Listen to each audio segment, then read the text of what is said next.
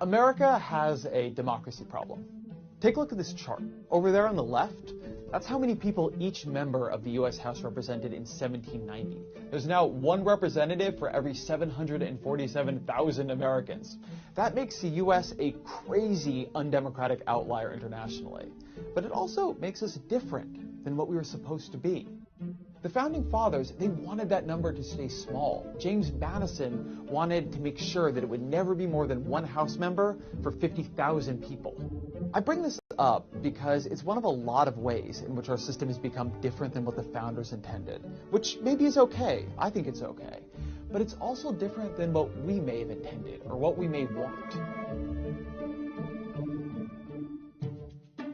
People ask me sometimes what I actually worry about in American politics, what makes me afraid, and it's this. A political system needs to be legitimate to be stable. People need to feel that it's fair. But is that true right now? 2 out of the past 3 presidents lost the popular vote for their first term in office. 2 out of 3.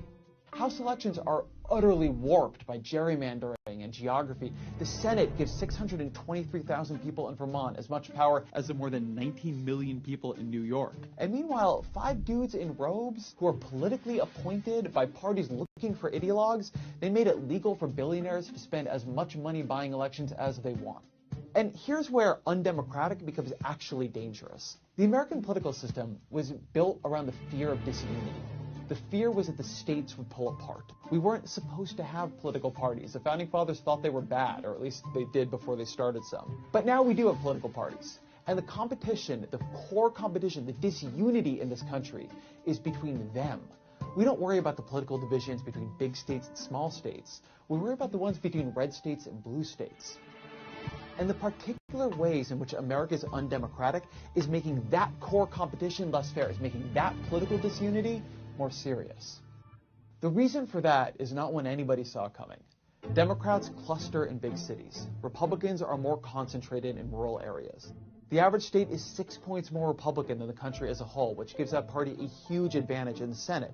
And in the House, well, Democrats are feeling pretty good about the House right now. But to win the House, they couldn't win by 1 or 2 or 3%. They had to win a landslide, 6 or 7 or 8%, or else they'd still be in the minority because of gerrymandering and geography. And Republicans, they're using that advantage in elections to write the rules to give themselves more advantages in elections. They're using it to win the Supreme Court for a generation, and that Supreme Court, in turn, is giving them rulings on gerrymandering, on money in politics, on unions, on voter rights that are helping them win more power. As the left realizes it's playing a rigged game, they're already becoming determined to rewrite the rules. If you want to see where this is going, look at this book by David Ferris called It's Time for Democrats to Fight Dirty. It's a playbook the left can use to get more power without having to change the Constitution. And they can do a lot. He recommends statehood for D.C. and Puerto Rico. He recommends breaking up California into 7 states in order to add at least a dozen new Democratic senators. He tells Democrats to pack the Supreme Court by increasing the number of justices in order to crack the conservative majority. He wants winner-take-all elections to be replaced with ranked choice voting in the House and to increase the number of representatives to 870. And look, some of these ideas, they're actually just good ideas. They would make politics more representative. I mean, D.C. and Puerto Rico should clearly be states. That's just fair. And then some, like the California thing, they're just power grabs. But that's the thing. As Democrats feel the right has been engaged in one long power grab, they're starting to feel like suckers for not grabbing more power themselves. And it's why you see the rise of street fighter, do-anything Democrats like lawyer Michael Avenatti. When they go low, I say, we hit harder. Even Eric Holder, President Obama's former Attorney General, has taken up the battle cry. When they go low, we kick them. That's what this new Democratic Party is about. But just imagine Democrats take power and run some version of the Ferris playbook in 2020 or 2024. There will be an equal and opposite reaction among Republicans. Now the system will feel unfair to them. And you could just see a cycle of escalation here that destroys the basic legitimacy on which American politics rests.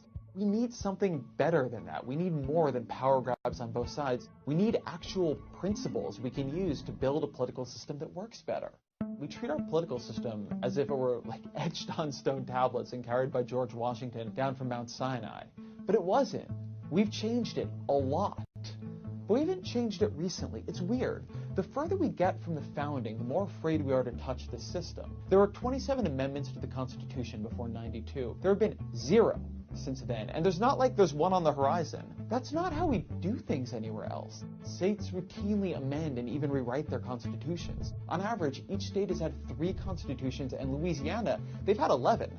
It's only at the national level that we've come to believe our political system should be frozen in amber, that however we're doing things is how we should keep doing them. And puzzlingly, we've decided that not when we think our political system is great, but at the exact time that Americans are losing faith in our political institutions. I suspect our true belief is not that our system of government is performing so well that it should be immune to change, but that we are performing so poorly that we don't trust ourselves to change it, which is sad. But this is our political system. We can't run away in self-loathing. It needs to work for the country we actually have.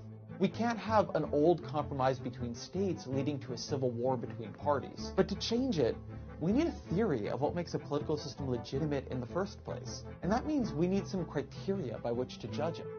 Robert Dahl, one of the most respected political scientists of the 20th century, he believed the ideal U.S. Constitution would 1. Maintain democracy, 2. Protect fundamental rights, 3. Ensure fairness among citizens, 4. Encourage forming consensus, and 5. Provide a government that is effective in solving problems.